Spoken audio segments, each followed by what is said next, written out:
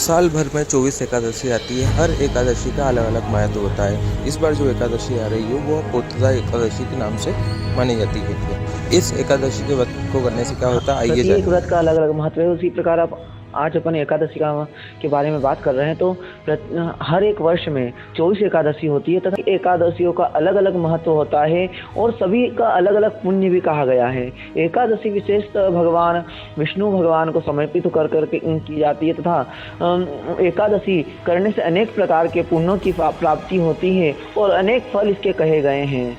और भगवान हरि विष्णु भगवान को यह बड़ा प्रिय व्रत कहा गया है और भगवान विष्णु के लिए यह व्रत करना चाहिए तथा इससे अनेक प्रकार के फल की उत्पत्ति होती है तथा अनेक प्रकार के फल प्राप्त होते हैं। आज हम बात करने जा रहे हैं एकादशी का। तो अभी जो श्रावण माह में एकादशी आ रही है, श्रावण माह में एकादशी 16 तारीख की हो रही है।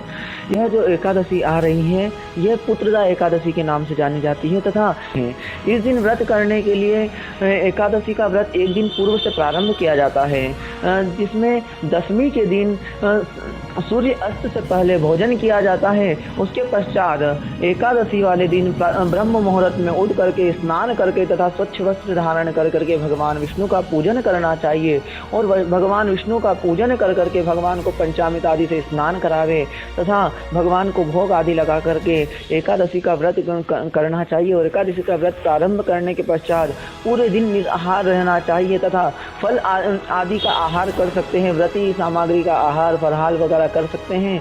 और मुख्य इस एकादशी का व्रत करने का अनेक प्रकार से यह पुण्य मिलता है कि जिसके यहाँ पर संतान नहीं है, जो संतान प्राप्ति की कामना करता है, उसे इस एकादशी का पुत्रदा एकादशी का व्रत करना चाहिए और भगवान हरि विष्णु भगवान का पूजन करना चाहिए तथा विष्णु सहस्त्र नाम का पाठ करे तथा बाल गोपाल के मंत्रों का जाप करना चाहिए और भगवान से प्रार्थना करना चाहिए कि हमें पुत्र की प्राप्ति